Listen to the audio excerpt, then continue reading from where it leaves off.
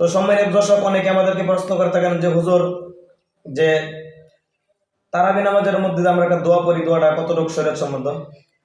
তো সম্মানিত ভাই, বিষয়টা হচ্ছে যে তারাবি শব্দের অর্থ এটা হচ্ছে তারাবি হাতুনের জমা তারাবিহ, মানে কি আরামদায়ক নামাজ। তো তারাবি হাতুনের জমা হচ্ছে তারাবিহ, মানে আরামদায়ক নামাজ। তো এই নামাজের নামই হচ্ছে আরামদায়ক নামাজ। তো আপনি যখন 4 রাকাত পর পর, তো আরামদায়ক মানে আরাম করতে হবে, আমাদের কি করতে হবে? তো কোন দোয়া পড়বো না পড়বো এটা কোনো ধরা বাঁধা নাই, মানে কোন দোয়া পড়বো এটা কোনো ধরা বাঁধা নাই। সুবহানা জিল মুলকি পড়বো, যে পারি সুবহানা জিল মুলকি ওয়াল মালাকুতি এই দোয়া পড়বো, আর যে না পারি অন্য অন্য দোয়া আছে পড়বো।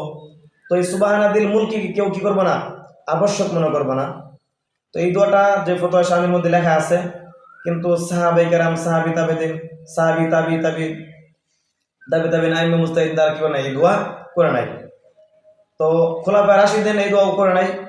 তো এই দোয়াটা পড়া কোনো জরুরি বিষয় না। সুবহানা জিল মুলকি ওয়াল মালাকুতি এই দোয়াটার জন্য অনেক বিভ্রান্তির মধ্যে আমরা আছি।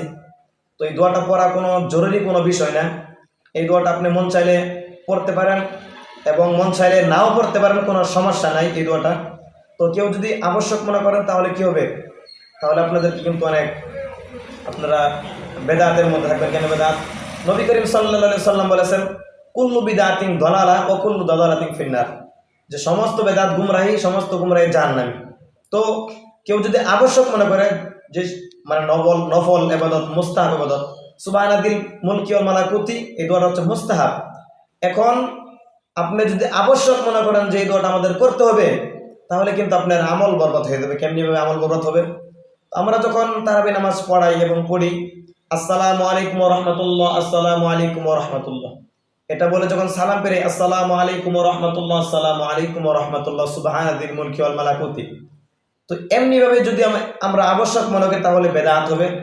আর আসসালামু আলাইকুম ওয়া রাহমাতুল্লাহ, আসসালামু আলাইকুম ওয়া রাহমাতুল্লাহ, আস্তাগফিরুল্লাহ আস্তাগফিরুল্লাহ আস্তাগফিরুল্লাহ, এরপরে পড়ব।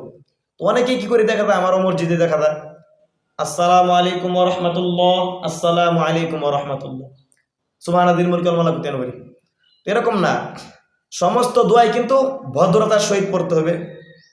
তো সুবহানাল্লাহ মানে আল্লাহর প্রশংসা। তো আমরা আল্লাহ তাআলার প্রশংসা করব কি, ভদ্রতার সহিত। আসসালামু আলাইকুম ওয়া রাহমাতুল্লাহ বইলা সুবহানাদিল মুলকি ওয়াল মালাকুতি, তো এমনি ভাবে পড়ার নাম কিন্তু আদব না।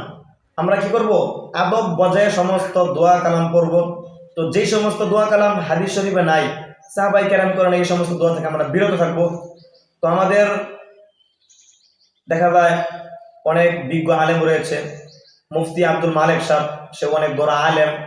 এরপরে হাটহাজারী মাদ্রাসার অনেক বড় আলেম রয়েছে। তো শাহ মুহিবুল্লাহ বাবুনগরী সাহেব, বাংলাদেশ আমির হেফাজত, সে অনেক বড় আলেম। এরপরে মাওলানা মাহমুদুল হাসান সাহেব যাত্রাবাড়ি, আরেকজন আছে যে মাওলানা মাহমুদুল হাসান সাহেব, সে হচ্ছে বাবুনগর মাদ্রাসা শাইখুল হাদিস এবং প্রধান মুফতি।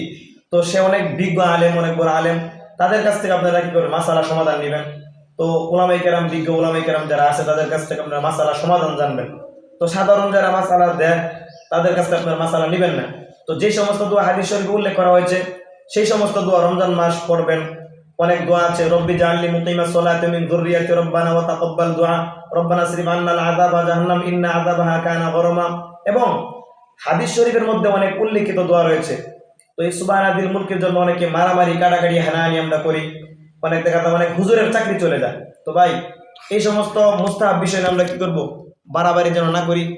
তো কিছু লোক আছে বাড়াবাড়ি করে যারা মুস্তাহাব আমল নিয়ে, এরপরে অনেকে দলিল দেয় সুবহানাদিল মুলকি পারা যদি বেদাত হয় তাহলে আসসালামু আলাইকুম ইয়া আহলাল কুবুর, কবর জিয়ারত করবে। বেদাত।